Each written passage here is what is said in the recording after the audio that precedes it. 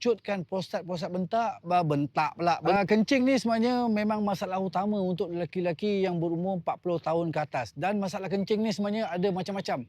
Ada yang kencing tak lawas, ada yang kencing menitis, ada yang yalah tiba-tiba terkencing tanpa sedar. Jadi saya showkan anda try Total Man Betal Heaven yang mana dan juga untuk melancarkan aliran kencing kita.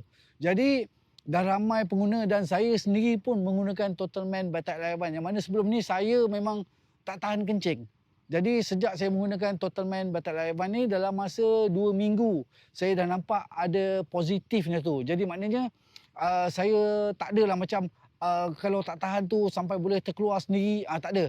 Alhamdulillah dah boleh terkawal. Jadi saya sarankan sangat anda di luar sana pun boleh cuba Total Man Betal Heaven ni. InsyaAllah kita ikhtiar kan. Cuba dulu baru tahu.